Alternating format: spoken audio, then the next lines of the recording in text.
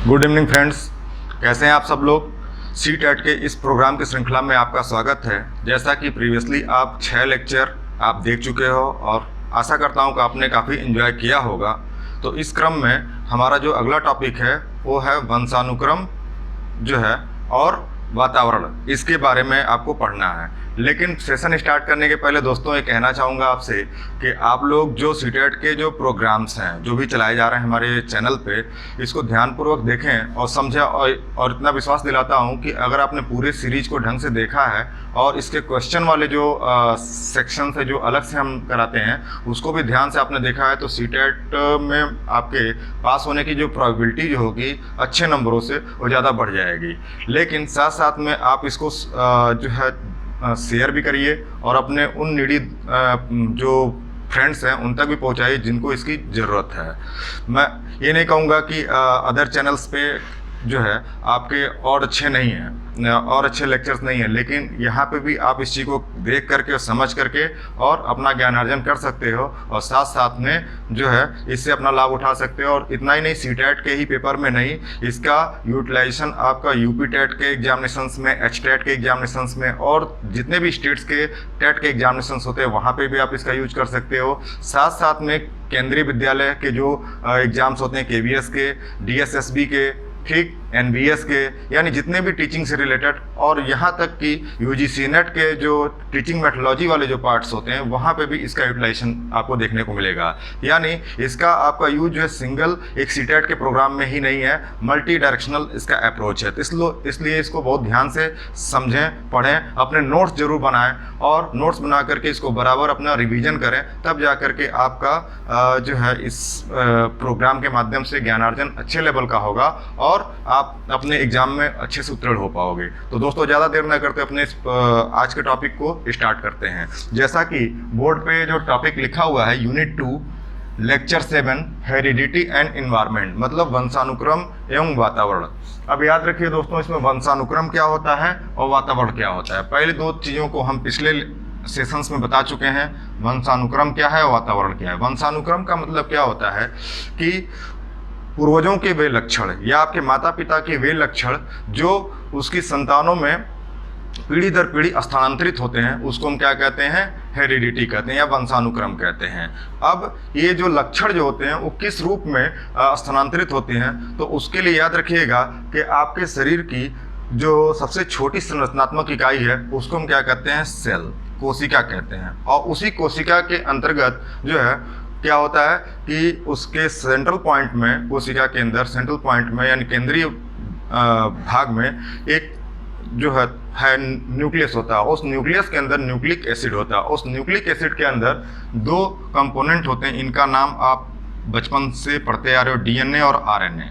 ठीक है, DNA और RNA, यही DNA जो होता है पीढ़ी दर पीढ़ी क्या होता है, स्थानांतरित होता है, मतलब डीऑक्सीराइबोन्यूक्लिक एसिड। ठीक, और एक किसके माध्यम से होते हैं, तो इनके लिए जो न्यूक्लिक एसिड होता है वहाँ पे एक थ्रेड लाइक स्ट्रक्चर होता है जिसको हम बोलते हैं, कुछ इस तरीके से आपको दिखेगा, ऐसे ऐसे करके, मतलब इस तरीके से दिखेगा जो है, तो इसको हम बोलते हैं क्रोमोसोम। और इन्हीं क्रोमोसोम के ऊपर क्या होते हैं, जीन्स होते हैं, और उन्हीं जीन्स के माध्यम से आप देखते होगे कि DNA का फॉर्मेशन होता है। एक तरीके से देखो तो ये चीज़ें, तो ये सभी चीज़ें न्यूक्लिक एसिड के अंतर्गत होती हैं। और यहाँ पे RNA में भी कुछ जेनेटिक होता है, कुछ नॉन जेनेटिक होता है। तो इसको अभी हम जो है ज़्यादा नहीं बताना चाहेंगे, इसको आगे वाले सेक्शन में बताएंगे। बस इतना समझ लीजिए कि पीढ़ी दर पीढ़ी स्थानांतरित होने वाले गुण जो हैं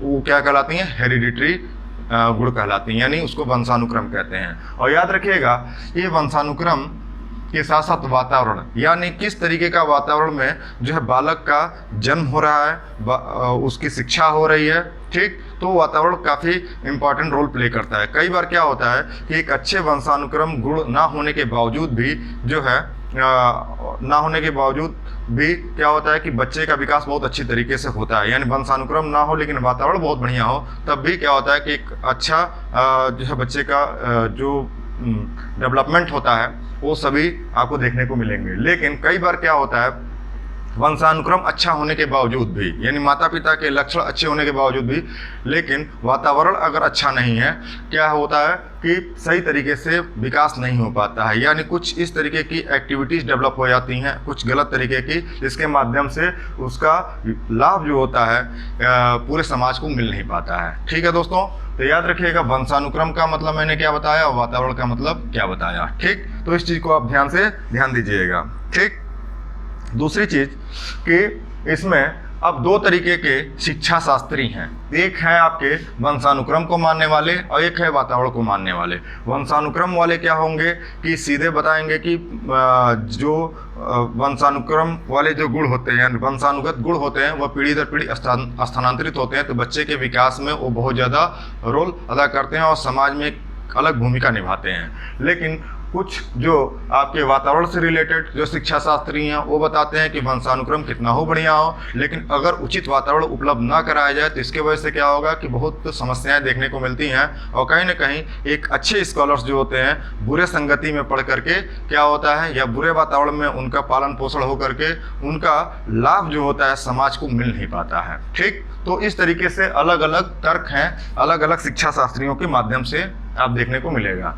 अब इस क्रम में आप देखोगे क्या इसका जो है अर्थ क्या होता है, तो इसके अर्थ को समझने के लिए याद रखिएगा दोस्तों कि प्रत्येक जीवधारी को अपने पूर्वजों से शारीरिक, मानसिक जो है तथा व्यवहार संबंधी गुण विरासत में मिलते हैं और इसी गुणों को क्या होता है कि वो पीढ़ी दर पीढ़ी स्थानांतरित होते हैं और वंशानुक्रम जन्मजात गुणों का योगफल होता है। ठीक, तो इस तरीके से आप अब वंशानुक्रम जो गुण हैं एक कैसे पीढ़ी दर पीढ़ी मिलते हैं। याद रखिएगा किसी बच्चे का निर्माण किस तरीके से होता है। पहली चीज कि माता और पिता दो आवश्यक जो है कंपोनेंट्स हैं। आप समझ सकते हो कि माता से क्या मिलेगा और पिता से क्या मिलेगा। माता से जो है वो अंडाणु और पिता से जो है शुक्राणु, जब दोनों मिल करके क्या होता है निषेचन की प्रक्रिया करते हैं, फर्टिलाइजेशन की प्रक्रिया करते हैं, तो जाइगोट का निर्माण होता है, युग्मनज। और उसी समय ही निर्धारित हो जाता है कि बच्चे के जो गुण बच्चे में जो आएंगे वो किस तरीके के आएंगे, यानी माता के भी जो डीएनए होंगे और पिता के भी जो डीएनए होंगे पीढ़ी दर पीढ़ी, यानी उनको जो अपने पूर्वजों से मिले होंगे और क्या होगा कि जो माता पिता के अंदर जो मौजूद होंगे ये सभी चीज़ें जो ट्रांसफर होंगी एक छोटे से जो है पार्ट्स के माध्यम से, जिसको हम कहते हैं डीएनए, और उसी माध्यम से क्या होता है एक पीढ़ी से दूसरी पीढ़ी में स्थानांतरित होगी। ठीक, तो ये जो होगा आपका वंशानुक्रम। अब बात आता है कि मीनिंग ऑफ हेरिडिटी। हेरिडिटी का अर्थ क्या होता है, वही मैंने बताया कि पीढ़ी दर पीढ़ी जो गुण जो स्थानांतरित हो रहे हैं, जिससे बच्चे के चारित्रिक गुण का, बच्चे के सामाजिक गुण का, जो है भावात्मक गुण का, ठीक है, बौद्धिक गुण का, ये सभी चीज़ें पता चलती हैं, तो उसको हम क्या बोलते हैं, हेरिडिटी बोलते हैं। ठीक, अब याद रखिएगा ये हेरिडिटी जो इतना इम्पोर्टेंट क्यों है। आप याद रखिए कि अगर जो देखा जाए तो पहले के समय में से ही, ऐसा नहीं कोई ये नया टॉपिक है, क्योंकि ये तो जो खोज हुई ये इस पे सबसे पहले वर्क किया था मेंडल नामक साइंटिस्ट ने किया था, लेकिन इसके पहले भी हमारे समाज में जब वैदिक एरा था, उसके बाद से आपने देखा होगा कि मौर्य किंगडम आया। ठीक, जो है और भी तमाम आप हिस्टोरिकल बैकग्राउंड में देखोगे तो वहाँ पे भी क्या होता था कि पीढ़ी दर पीढ़ी जो है अच्छे गुणों की जो वंशागति के लिए क्या होता था कि राजा महाराजा अच्छे उस तरीके के कार्य करते थे। क्या करते थे कि जो है जो घटिया नस्ल की जो चीज़ें होती थी, चाहे पुरुषों में, चाहे घोड़ों में, चाहे जो अलग जीवों में, उनको क्या करते रोकते थे। ठीक, ताकि ये मतलब एक तरीके से समाज में ऐसे लक्षण ना पैदा कर दे जिससे कि वहाँ की जो लाभप्रद गुण हैं वो न मिल पाए उस समाज को। तो ये पहले से ही चला आ रहा है कि उसमें क्या होता था, और विवाह के भी सिस्टम अलग अलग तरीके से हुआ करते थे कि जिसमें अच्छे गुणों वाले जगह पे क्या होते रिश्ते होते थे। तो ये सभी चीज़ें क्यों की जाती थी, क्योंकि जीन पूल को मेंटेन करने के लिए की जाती थी। ठीक, एक अच्छे योद्धाओं का निर्माण किस तरीके से, तो उनके लिए भी क्रॉसेस जो कराई जाती थी। तो ये सब भी चीज़ें याद रखिएगा कि पहले के समय से चली आ रही हैं, बस इसको आज के समय में हम इसको क्या करते हैं, चूंकि साइंस जो है लगभग 2 शतक पहले से हम बात करें कि 200 साल 300 साल पहले से आप देखोगे तो साइंस में काफ़ी इनोवेशंस हुए हैं, इसके माध्यम से हमें जीन का पता चला, जेनेटिक मटेरियल का पता चला। लेकिन ये सभी चीज़ें पूर्वजों को पहले से ही पता थी कि मतलब कहाँ जो किस किस तरीके के योद्धाओं का निर्माण करना है, किस किस तरीके के जो है दार्शनिकों का निर्माण करना है। तो ऐसे ऐसे लक्षणों के लिए क्या होता था कि वो पहले ही सोच चुके थे। ठीक, तो याद रखिए कि वंशानुक्रम के बारे में समझ लिया। अब लॉ ऑफ हेरिडिटी वंशानुक्रम के कौन कौन से नियम हैं। तो वंशानुक्रम के नियम जो है मुख्यतः दोस्तों इसको हम 4-5 पार्ट्स में बांटेंगे। पहला है समानता का नियम, लॉ ऑफ रिजेम्बलेंस। दूसरा भिन्नता का नियम, लॉ ऑफ वेरिएशन। तीसरा प्रत्यागमन का नियम, लॉ ऑफ रिग्रेशन। और चौथा है चयनित गुणों का सिद्धांत, लॉ ऑफ सेलेक्टिव ट्रेड्स। याद रखिएगा। अब इसमें 2 और हैं जिसको आगे वाले पार्ट्स में बताएंगे। तो पहले एक एक करके हम देखते हैं। समानता का नियम क्या होता है, थोड़ा थोड़ा बस ध्यान से याद रखिएगा। इसमें लाइक डेवलप्स लाइक का कॉन्सेप्ट है, यानी जिस तरीके के माता पिता होंगे उसके बच्चे भी उसी तरीके के होंगे। यानी जैसी वंशागति उनके पूर्वजों में मिली होगी, पूर्वजों से मिली होगी माता पिता को, वही वंशागति क्या होगा माता पिता से उनके बच्चों में मिलेगी। यानी जिस तरीके का जो है माता पिता होंगे उसी तरीके के लक्षण उनके बच्चों में देखने होंगे। और माता पिता बहुत कुशाग्र बुद्धि के हैं तो बच्चे भी कुशाग्र बुद्धि के होंगे। ठीक है, माता पिता अगर डल हैं, ठीक है, तो बच्चे भी नॉर्मली देखने को मिल जाता है कि वो डल होंगे। ठीक, तो इस तरीके से आप देख सकते हो कि लाइक प्रोड्यूस लाइक,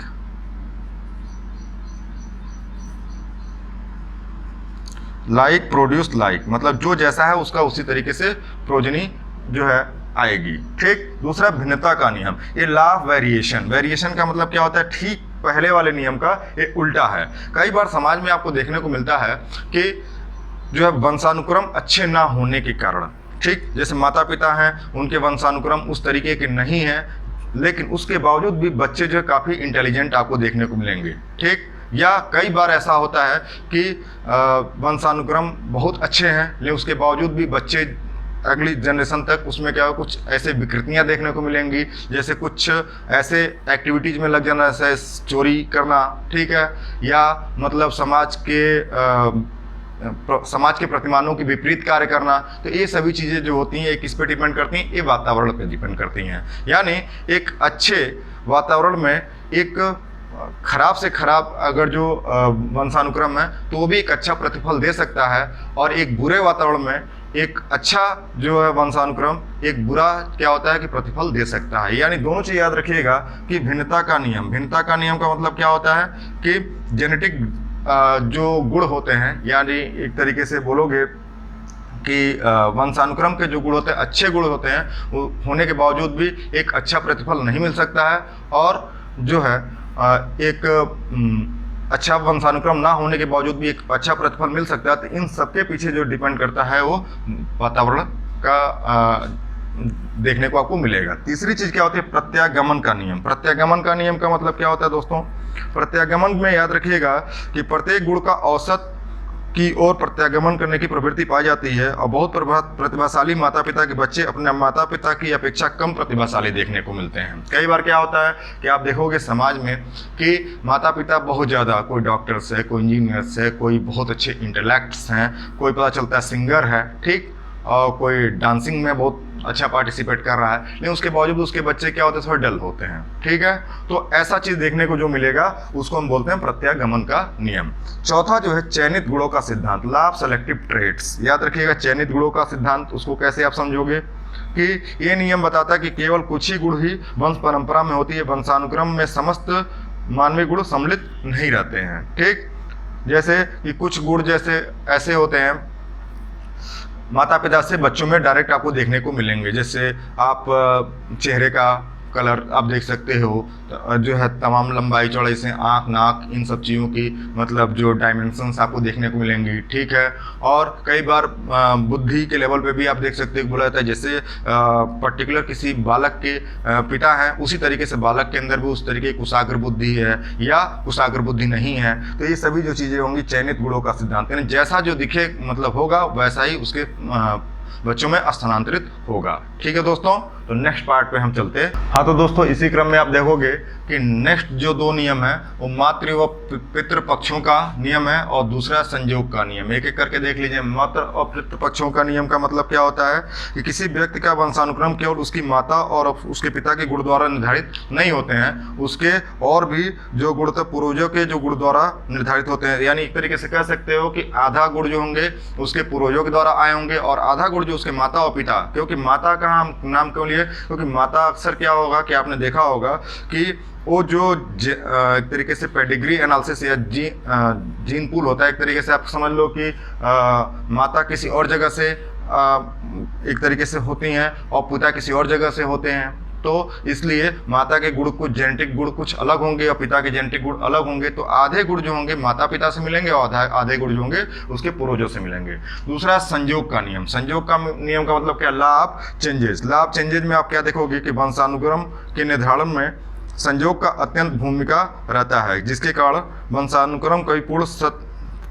का जो है भविष्यवाणी करना लगभग जो है हमेशा सत्य नहीं होता। क्यों? क्योंकि कई बार क्या होता है कि जो वंशानुक्रम जो शुरुआती दौर में दिखते हैं वो क्या होते हैं, अंत तक उन्हें दिखने को मिलते हैं, और जो अंत में दिखते हैं वो शुरुआती दौर में नहीं मिलते हैं। यानी ये सभी चीज़ें जो होती हैं कहीं ना कहीं डायरेक्ट या इनडायरेक्ट रूप से जो है उस पर डिपेंड करती हैं, वो होता है वातावरण। ठीक। नेक्स्ट वाला पार्ट है आपका हेरिडिटी ट्रेट्स। हेरिडिटी ट्रेट्स का मतलब क्या होता है, वंशानुक्रम विशेषक। ये क्या होती हैं हेरिडिटी ट्रेट्स, वंशानुक्रम विशेषक। याद रखिएगा, वंशानुगत विशेषताएं जो होती हैं वो मुख्यतः 4-5 तरीके के पार्ट्स पर डिपेंड करती हैं। पहला क्या होता है, स्ट्रक्चरल ट्रेट्स जिसको हम बोलते हैं संरचनात्मक विशेषक। दूसरा होता है फंक्शनल ट्रेट जिसको बोलते हैं क्रियात्मक विशेषक। तीसरा होता है मेंटल ट्रेट्स मानसिक विशेषक। और चौथा होता है एबनॉर्मल ट्रेट जिसको असाधारण विशेषक।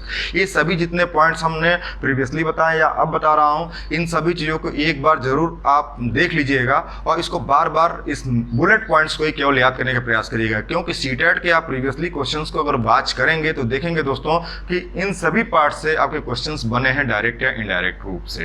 ठीक। तो इसलिए आप ये नहीं कह सकते हो कि ये इंपॉर्टेंट है या ये अनइम्पॉर्टेंट है, तो इसलिए आप इसको बहुत ध्यान से समझने का प्रयास करिएगा। हम सिर्फ छोटे छोटे एग्जांपल्स के माध्यम से आपको समझाने का प्रयास करेंगे, लेकिन जो आपके क्वेश्चंस बनेंगे इन्हीं बुलेट पॉइंट्स के बेसिस पे बनेंगे। तो पहला क्या है, संरचनात्मक विशेषक। संरचनात्मक विशेषक का मतलब क्या होता है कि जो है वे अनुवांशिकी गुण जो बच्चों में स्थानांतरित होते हैं, तो उसके तहत क्या होता है, स्ट्रक्चरल ट्रेट्स, मतलब शरीर का कद कैसा है, ठीक है, आंखों का रंग कैसा है, ठीक है, लंबाई कैसी है, चौड़ाई कैसी है, ठीक है, और क्या क्या जो उसके फिजिकल अपीयरेंस के रूप में जो बच्चे में दिख रहा है, तो उसको हम अंदाजा लगाते हैं कि माता पिता में भी वो गुण होंगे। जैसे कई लोगों में क्या होता है कि बाल पकने की आपको देखने को टेंडेंसी मिलेगी। तो बाल पकने का मतलब क्या होता है कि वो पीढ़ी दर पीढ़ी किसी ने पूर्वज में रहा होगा। ठीक। ऐसे ही किसी को आपने देखा होगा कि उसकी लंबाई छोटी रह जाती है, तो उसमें भी क्या होता है कि कुछ न कुछ उसके पूर्वजों में ये गुण रहे होंगे। तो एक तरीके से याद रखिएगा, जो भी गुण जो पूर्वजों से उसके बच्चों में आ रहे हैं, तो उसके लिए 2 तरीके के ट्रेट्स जिम्मेदार होते हैं। पहला क्या होता है, एक होता है डोमिनेंट ट्रेट्स। ठीक, डोमिनेंट ट्रेट्स।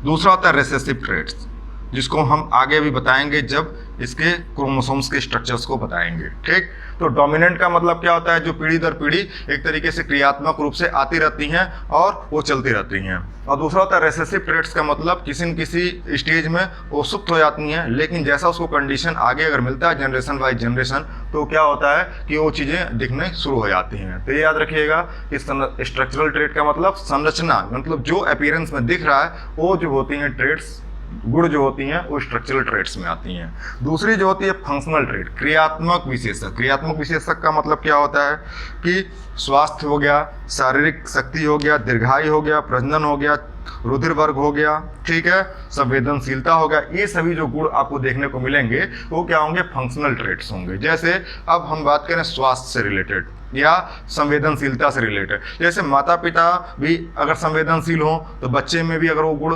देखने को मिले। जैसे आप नॉर्मली देखते होंगे कई परिवारों में कि माता पिता अगर सिंगर हैं तो बच्चे के अंदर भी वो गुण डेवलप हो जाता है। माता पिता अगर जो जिस व्यवसाय को चुने हैं, बच्चे के अंदर भी वो व्यवसाय के गुण आ जाते हैं, थोड़े बहुत आपको देखें या अधिक मात्रा में देखने को मिलता है। ठीक, ऐसा आप अपने फिल्म इंडस्ट्री में भी देख सकते हो या अदर भी सेक्टर्स में देख सकते हो। तो इससे क्या होता है कि ये जो होते हैं फंक्शनल ट्रेट्स होती हैं, ठीक, तो इसको समझ लीजिएगा। दूसरी चीज क्या होती है कि मेंटल ट्रेट्स। मेंटल ट्रेट्स का मतलब मानसिक विशेषक। मानसिक विशेषक का मतलब क्या होता है कि इसके तहत मानसिक योग्यताओं तथा व्यक्तित्व से संबंधित लक्षण आते हैं। मतलब मानसिक विशेषताएं क्या हैं और व्यक्तित्व किस तरीके का है। अगर पेरेंट्स के व्यक्तित्व कुछ मतलब कॉर्डियल नेचर में है, कुछ सामान्य नेचर में है, कुछ समाज में ऐसा अपना रोल अदा करते हैं, समाज में एक छाप छोड़ते हैं, तो बच्चे के अंदर भी अगर वो गुण है तो आप देख सकते हो कि उसको हम बोलेंगे मेंटल ट्रेट्स बोलेंगे, ठीक। इसके अंतर्गत क्या आएगा, बुद्धि आएगा, साहित्यिक प्रकृति आएगा, गणितीय क्षमता आएगी, वैज्ञानिक गायन आएगा, संज्ञानात्मक योग्यताएं आएंगी और साथ में स्वाभिमान, मिजाज, ये सभी तरीके की जो मानसिक और मानसिक वंशानुगत विशेषक लक्षण जो आपको देखने को मिलेंगे और साथ में भावात्मक लक्षण जो देखने को मिलेंगे, ये सभी जो होंगे मेंटल ट्रेट्स के अंतर्गत आएंगे।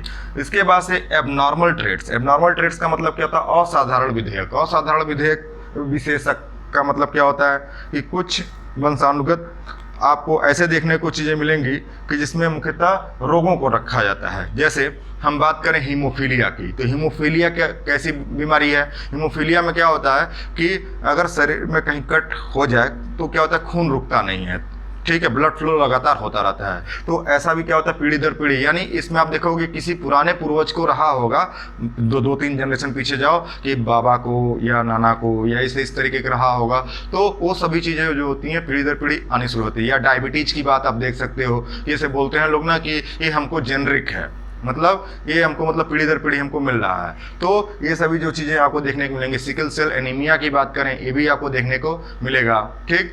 और भी तमाम जैसे बड़ांधता की बात करें, ये भी आपको देखने को मिलेंगे। तो ये सब एबनॉर्मल ट्रेट्स के अंतर्गत आएंगी। याद रखिएगा दोस्तों, मैं जितनी बातें यहाँ पर लिखा हूँ और जितनी बता रहा हूँ उनको आप नोट डाउन जरूर कर लीजिएगा, ठीक, क्योंकि आप इसको जो है जब पेपर आप हल करोगे तो उस दौरान आपको काफ़ी मदद देखने को मिलेगी, ठीक। नेक्स्ट है प्रोसेस ऑफ हेरिडिटी, वंशानुक्रम की प्रक्रिया। इसमें दो टर्म्स है, composition of genes and chromosome और दूसरा है process of division of fertilization of sperm and ovum, ठीक है दोस्तों। तो इसको आप ध्यान से समझिए कैसे इसको बताते हैं।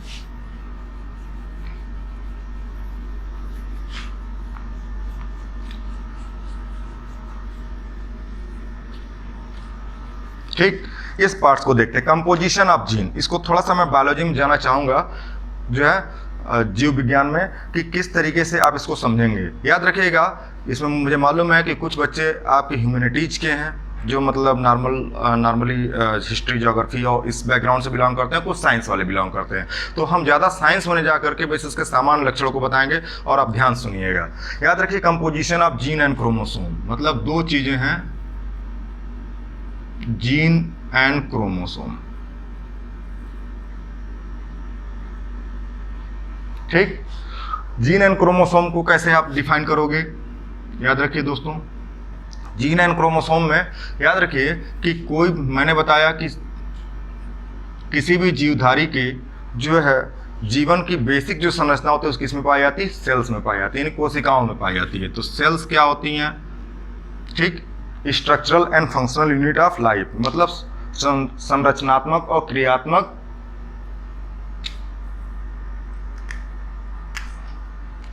इकाई है जीवन की, ठीक।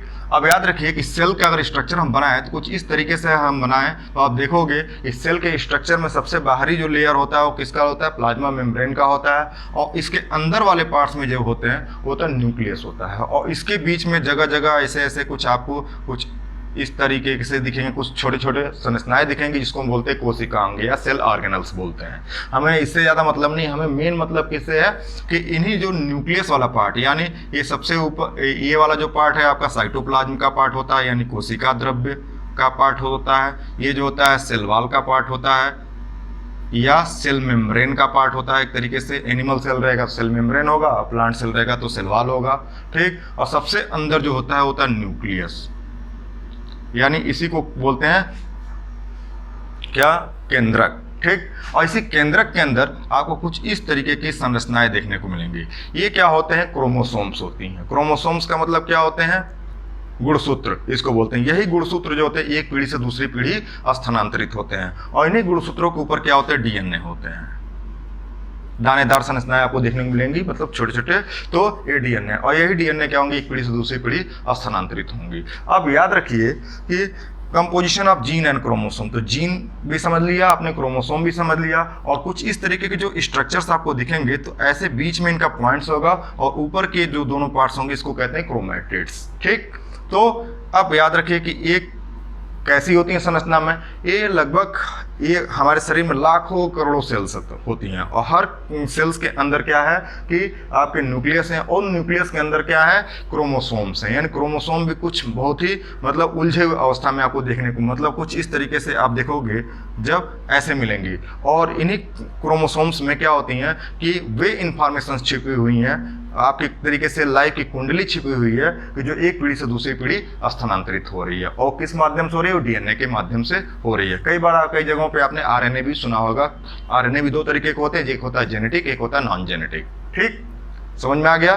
तो इसके बाद से अब आप देखिए तो ये पार्ट्स आपका कवर हो गया। दूसरा पार्ट्स होता है process of division and fertilization of sperm and ova. ठीक, अब इसको कैसे आप समझोगे,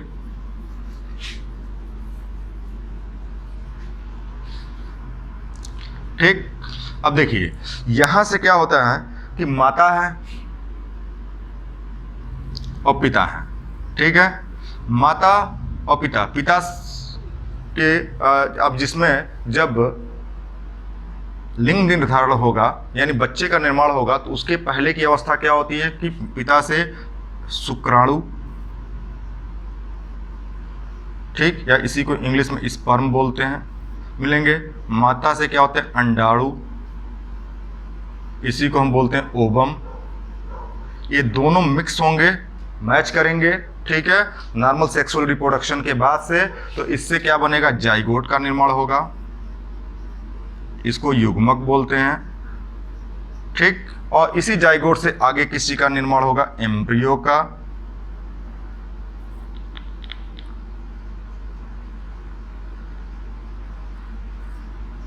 एम्ब्रियो को हम हिंदी में क्या कहते हैं, भ्रूण कहते हैं, और इसी भ्रूण से क्या होता है, एडल्ट का निर्माण होगा। ठीक है, मतलब जो शिशु निर्माण होगा। तो इस पूरे प्रक्रिया में अगर ह्यूमन को हम देखें तो लगभग 9 महीने का समय लगता है। ठीक, अब याद रखिए कि जो अंडाणु और शुक्राणु जो मिले, अब इसमें किस तरीके की बात हम देखें तो इसमें जो अब बच्चे के अंदर जो गुण स्थानांतरित हो रहे हैं तो किसके माध्यम से हो रहे हैं, डीएनए के माध्यम से हो रहे हैं, और डीएनए किस पे है, क्रोमोसोम्स में है। तो याद रखिएगा हर एक जीवधारी के अंदर क्रोमोसोम की संख्या डिफरेंट होती है। जैसे मनुष्य की अगर हम बात करें तो मनुष्य में लगभग 46 क्रोमोसोम्स होते हैं। ठीक है, और 46 क्रोमोसोम्स जो होती हैं ये मुख्यतः क्या होते हैं, 23 जोड़े के रूप में पाए जाते हैं। 23 जोड़ों में पेयर्स, इसको लिख देते हैं 23 पेयर्स। याद रखिएगा दोस्तों कि जो 23 जोड़े होते हैं उसमें से लगभग 22 जोड़े जो होते हैं उन ये एक जैसे होते हैं, जिसको हम बोलते हैं ऑटोसोम्स। ठीक, और लगभग जो 23वां जोड़ा होता है उसको हम बोलते हैं हेट्रोसोम। हेट्रोसोम का मतलब क्या होता है कि दो अलग अलग तरीके के क्रोमोसोम्स दिखेंगे। यानी अगर जो किसी भी माता पिता की सेक्सुअल रिप्रोडक्शन के दौरान अगर बच्ची का फॉर्मेशन होता है, एक तरीके से लड़की पैदा होती है, तो वहाँ पे आपने देखा होगा कि XX क्रोमोसोम्स का सम्मिलन होता है। ठीक है, और जब अगर बच्चे का निर्माण होगा तो XY क्रोमोसोम का निर्माण होता है। यानी एक तरीके से देखो तो 23 जोड़े जो क्रोमोसोम्स हैं उसमें अगर बच्ची का निर्माण हो रहा है तो माता के X क्रोमोसोम और पिता के X क्रोमोसोम मिलकर के बच्ची का निर्माण किए। ठीक, और अगर जो पुत्र का निर्माण हो रहा है तो माता के X क्रोमोसोम्स और पिता के Y क्रोमोसोम्स से मिलकर के पुत्र का निर्माण किया। याद रखिएगा कि माता के पूरे जो क्रोमोसोम्स होती हैं वो XX के ही फॉर्म में रहती हैं, और पिता में क्या होता है कि जो है 22 जोड़े तक तो आपको XX दिखेंगे और 23वां जोड़ा जो होगा XY के रूप में आपको देखने को मिल जाएगा। नॉर्मली ये प्रोसेस होता है। अब याद रखिए कि आखिर ऐसा क्या कारण होता है, देखने को मिलता है ज़्यादातर जो सेक्स रेशियो की बेसिस पे देखोगे कि 1000 महिलाओं 1000 पुरुषों पे लगभग 900 महिलाएं हैं, यानी 100 कम है, ठीक है, या 850 महिलाएं हैं, तो उसके पीछे आपने देखा होगा कि महिलाओं की संख्या कम है, पुरुषों की संख्या ज़्यादा है। उसके पीछे सबसे जो इम्पोर्टेंट रोल अदा करता है वो होता है वाई क्रोमोसोम, क्योंकि वाई क्रोमोसोम की जो लंबाई या उसका डायमेंशंस होता है या चौड़ाई होता है वो क्या होता है, थोड़ा छोटा होता है एक्स क्रोमोसोम। अगर जो एक्स क्रोमोसोम कुछ इस तरीके का होगा तो वाई क्रोमोसोम कुछ इस तरीके का आपको दिखेगा। यानी ये आसानी से क्या होता है कि लिंग निर्धारण में बहुत आसानी से कोशिका द्रव्य के माध्यम से, या एक तरीके से कह सकते हो कि न्यूक्लियस वाले पार्ट से, न्यूक्लियोप्लाज्म वाले पार्ट से आसानी से क्या होता है, घूमता रहता है, टहलता रहता है, और उसके माध्यम से क्या होगा कि जब ये युग्मक निर्माण होता है या एम्ब्रियो डेवलपमेंट होता है तो उसमें जो इच्छित जो गुण होते हैं, जो पीढ़ी दर पीढ़ी स्थानांतरित होते हैं, तो आसानी से वाई वाला जो गुण आ जाता है। ठीक, तो इससे क्या होता है कि आप देखते होंगे कि ज़्यादातर बच्चों के पैदा होने में जो प्रक्रिया होती है उसमें आप देखोगे पुत्र की ज़्यादा होती है, पुत्रियों का कम होता है। लेकिन कई बार क्या होता है कि रिवर्स केसेस भी देखने को मिलता है, यानी माता के तो क्रोमोसोम्स एक्स वाले है ही हैं, लेकिन वो बार बार पिता के एक्स वाले क्रोमोसोम से मिल करके और क्या होता है, पीढ़ी दर पीढ़ी जो है वो जो है बच्ची का निर्माण कर रहे हैं। या उसी जनरेशन में आपने देखा होगा कि एक ही माता पिता के 3 लड़कियां हैं, 4 लड़कियां हैं, 5 लड़कियां हैं, तो ऐसा क्यों? तो नॉर्मल एक मिसकंसेप्शन ये देखने को मिलता है समाज में कि जो है बोला जाता है कि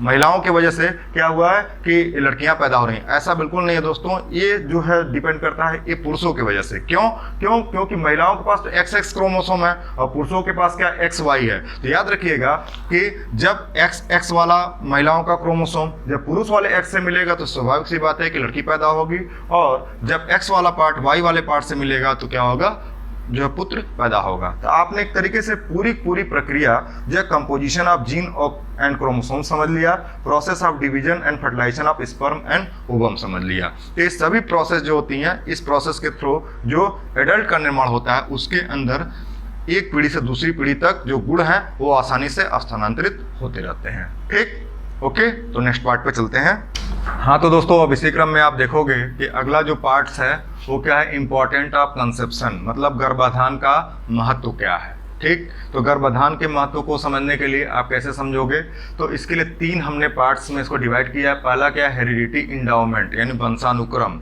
दूसरा क्या है, जेंडर डिटर्मिनेशन यानी यौन निर्धारण। ठीक है, और नंबर ऑफ ऑफस्प्रिंग मतलब संतानों की संख्या, मतलब यहाँ लिख दें संतान। ठीक, अब इसको एक एक करके समझते हैं दोस्तों। पहला जो पार्ट है हेरिडिटी इंडाउमेंट, वंशानुक्रम।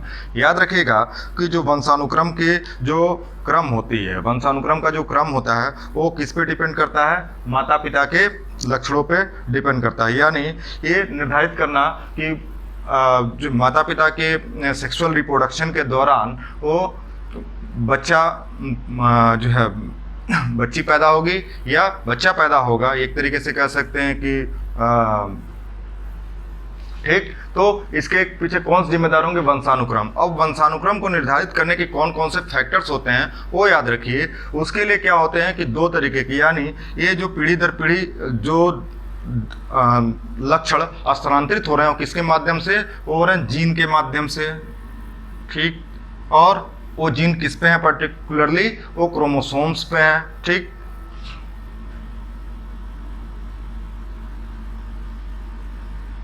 ठीक है, और एक क्रोमोसोम जो है कहाँ पे है, ये केंद्रक में है। ठीक, हर सेल के केंद्रक में है। तो इस तरीके से याद रखिएगा कि पीढ़ी दर जो पीढ़ी जो लक्षण स्थानांतरित हो रहे हैं उसमें 2 तरीके के लक्षण हैं। एक है डोमिनेंट कैरेक्टर,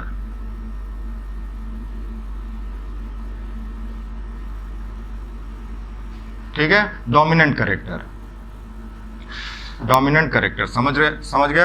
और दूसरा है रेसेसिव कैरेक्टर। रेसेसिव कैरेक्टर का मतलब क्या होता है, यानी डोमिनेंट का मतलब होता है, डोमिनेंट मतलब प्रभावी लक्षण, और रेसेसिव कैरेक्टर का मतलब क्या होता है कि जो सुप्तावस्था में जो जीन होता है, यानी एक पीढ़ी से दूसरी पीढ़ी जो चीज़ें स्थानांतरित हो रही हैं, मतलब ऐसे गुण जो पता चला कि आपके दादाजी में भी था, फिर आपके पिताजी में भी आया और आप में भी आया। जैसे हम पहलवानी का गुण हम देखें तो कहें तो पीढ़ी दर पीढ़ी चलती आ रही होती है। ठीक, तो आप इसको समझ सकते हो। और कुछ जो होते हैं रेसेसिव गुण, जैसे आपने देखा होगा कि परिवार के अंदर कई ऐसे बच्चे या बच्चियां होती हैं जिनके आंखों का रंग कई बार क्या होता है, नीला होता है। तो नीला है, और सामान्य जनता का जो रंग है, मतलब सामान्य जो उस परिवार के और भी जो बच्चे हैं या बच्चियां हैं उनका काला है। तो आपने देखा होगा कि जो काला रंग का जो आंखों का रंग है वो क्या है, एक तरीके से डोमिनेंट लक्षण है, मतलब यह सामान्य लक्षण है जो पीढ़ी दर पीढ़ी आ रही है। और दूसरा क्या होता है, रेसेसिव जीन्स, मतलब जो सुप्तावस्था में जो जीन है तो वो ब्लू वाला हो जाएगा, यानी नीली आंखों वाली।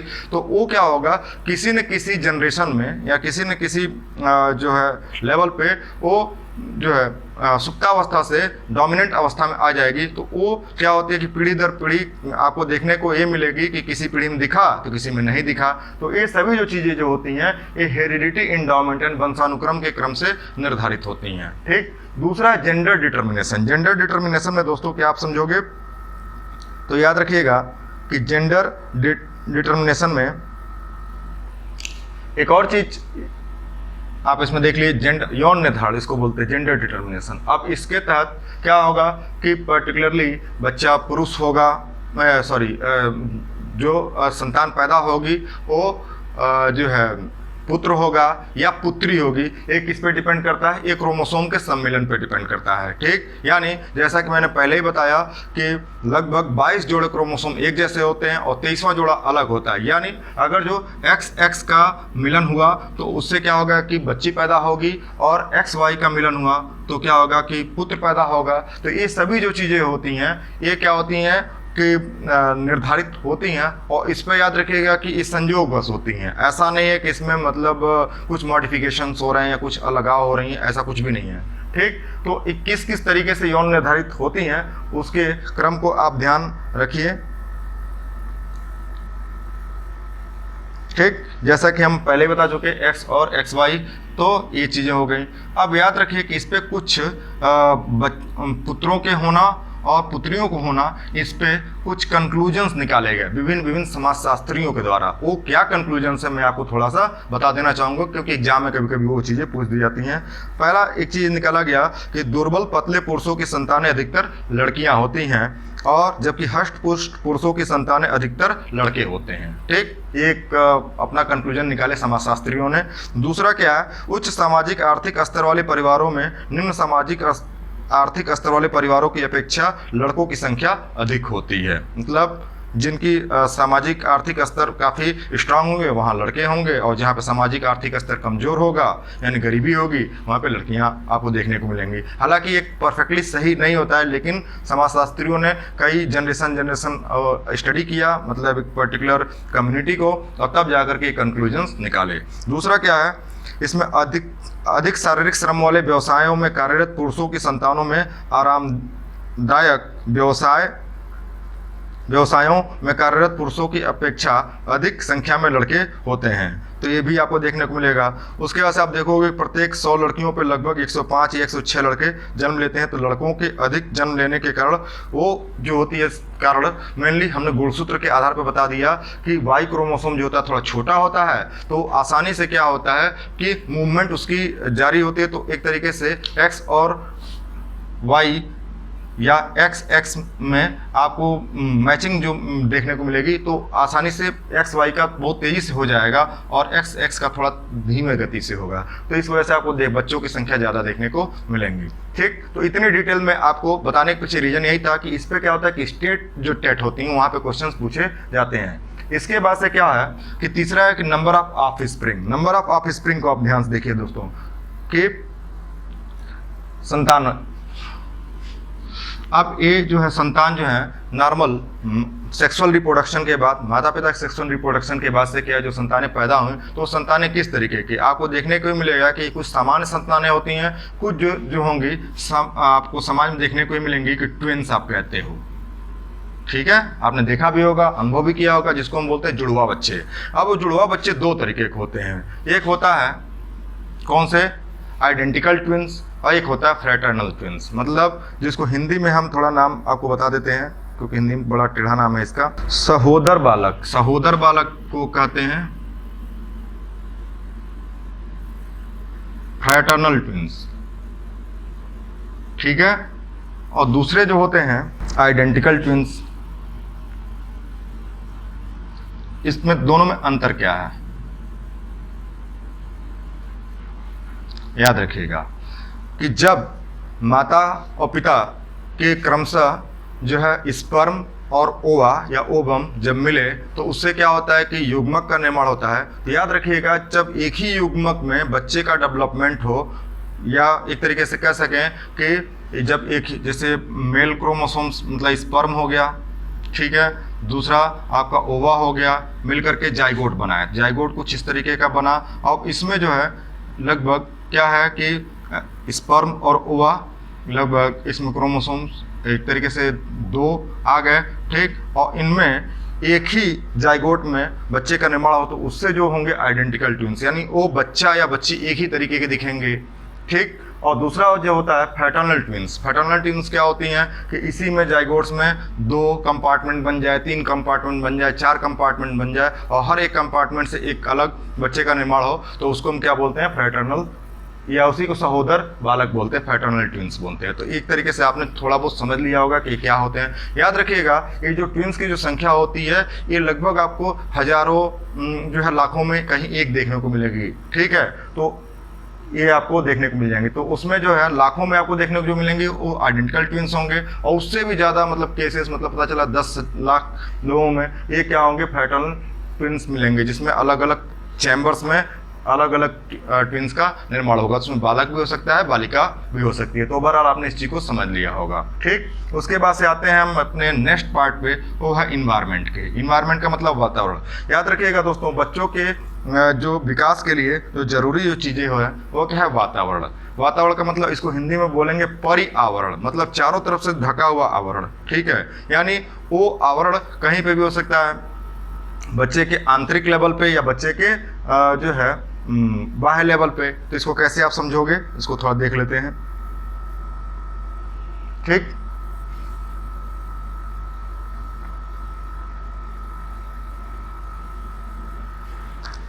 परि का मतलब होता है चारों तथा आवरण का मतलब होता है ढकने वाला, ठीक है। यानी किसी भी बच्चे के व्यवहार, ठीक, और उसके मानव जीवन में जो भी चीज़ें जो घटित होती हैं उसके लिए कौन सी चीज़ जिम्मेदार होती हैं, वो होता है पर्यावरण। तो याद रखिएगा पर्यावरण 2 मुख्य बिंदुओं पर निर्भर करता है। पहला जो होता है वो आंतरिक वातावरण और दूसरा होता है बाह्य वातावरण। आंतरिक वातावरण में कौन सी चीज़ें आती हैं, बच्चे के शरीर के अंदर का वातावरण, वो होता है आंतरिक वातावरण। और बाह्य वातावरण में क्या होता है, उसका परिवार हो गया, उसका समाज हो गया। तो इस तरीके से जो एक दूसरे को प्रभावित करती हैं और बच्चे का वंशानुक्रम भी ये आंतरिक और बाह्य वातावरण से संबंधित होकर के उससे अंतःक्रिया करके बच्चे के लक्षणों को एक पीढ़ी से दूसरी पीढ़ी या उसके लक्षणों को उसके लक्षणों को क्या होता है कि प्रदर्शित करता है, जिससे समाज में उसके लाभ देखने को मिलते हैं, ठीक। तो ये जो है आपके इन्वायरमेंट वाले पार्ट्स में आ जाएंगे।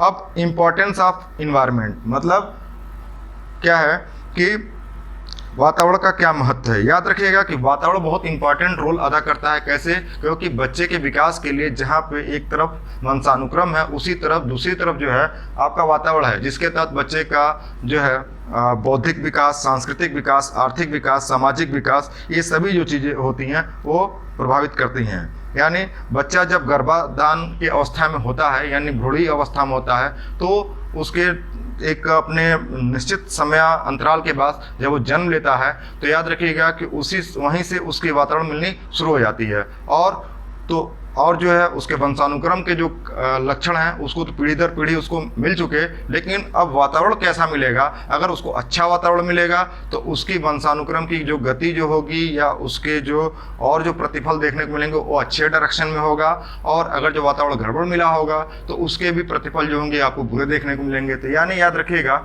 वंशानुक्रम के साथ साथ उसका वातावरण भी जो है बहुत ज़रूरी है एक बच्चे के जो है सर्वांगीण विकास के लिए, ठीक। तो ये आपने इसको समझ लिया, इंपॉर्टेंस ऑफ इन्वायरमेंट का मतलब समझ लिया। इसके बाद से आपको एक पार्ट इसमें छूट चुका है, उसको मैं बताना चाहता हूं कि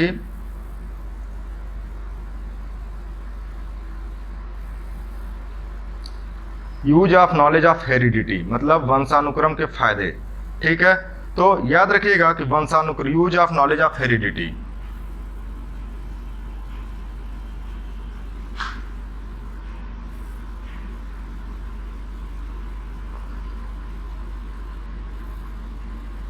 ठीक है, इसको क्यों याद रखिएगा।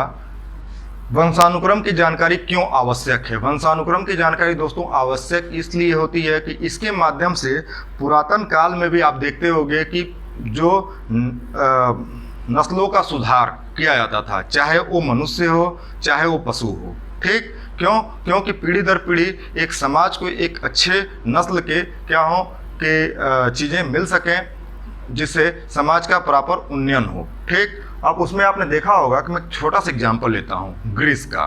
ठीक, ग्रीस क्या उस समय काफ़ी जो है डेवलप्ड वो हुआ करता था, एक तरीके साम्राज्य आप कह सकते हो, और उसमें 2 राज्य थे। ठीक है, कौन कौन से थे? एक था स्पार्टा और दूसरा था एथेंस।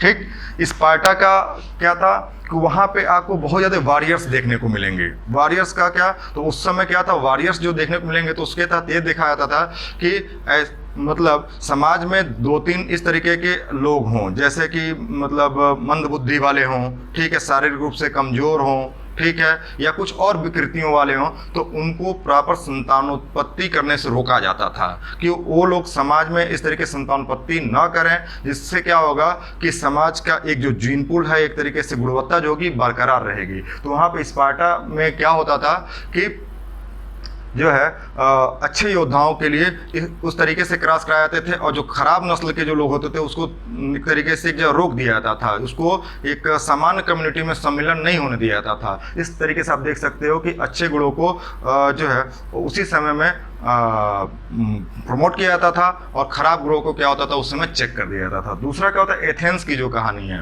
एथेंस में आपने देखा होगा कि बहुत ज़्यादा जो इंटेलेक्चुअल्स लोग जो आपको देखने को मिलेंगे, या एक तरीके से विद्वान लोग देखने को मिलेंगे। तो विद्वानों के भी केस में यही था, विद्वानों के केस में भी आपको देखने को मिलेगा कि समाज में खराब नस्ल वाले लोगों को रोक दिया जाता था, उनको संतानोत्पत्ति करने का अवसर नहीं दिए जाते थे, जबकि जो ये अच्छे वंशानुक्रम वाले जो लोग थे उनको बराबर संतानोत्पत्ति करने के लिए प्रमोट किया जाता था, जिससे कि समाज में एक बेहतर क्या हो कि विद्वानों का जो सिलसिला है वो जारी रहे। तो इस तरीके से आप 2 जगहों पर आप देख सकते हो कि वंशानुक्रम के क्या फायदे। दूसरा क्या है कि सिर्फ इसका मनुष्यों तक फायदा नहीं है, दूसरा इसका फायदा क्या है कि आप देखोगे कि आज के समय में हमारी साइंस कितनी डेवलप कर चुकी है, वहाँ पे विभिन्न प्रकार के प्रयोगों के द्वारा, जीन में परिवर्तन के द्वारा, ठीक है, आप देखते होंगे कि जब पौधों में काफ़ी अनुसंधान किए जा रहे हैं, तो जिसके तहत ट्रांसजेनिक क्रॉप्स पैदा किए जा रहे हैं, अलग अलग अनुसंधान करके जो है प्रोडक्शंस को बढ़ाया जा रहा है। तो ये सभी जो चीज़ें जो होती हैं वो हेरिडिटी के स्टडी पे, यानी वंशानुक्रम के स्टडी को करके देखा जाता है। तो ओवरऑल ये हमारे पूरे डिस्कशंस पूरे हो गए। इसमें आप जो है 2 पार्ट्स छूट गए हैं, उसको क्या आप उसको हम बता देते हैं कौन से, जिसको हम अगले वाले पार्ट्स में देखेंगे। ठीक है, इसमें हमारा जो पार्ट छूट गया है वह वंशानुक्रम तथा वातावरण की अंतःक्रिया, उसके तहत क्या आएगा, यूजेनिक्स और यूथेनिक्स आएगा, जिसको हम अगले पार्ट्स में देखेंगे। तब तक के लिए धन्यवाद दोस्तों।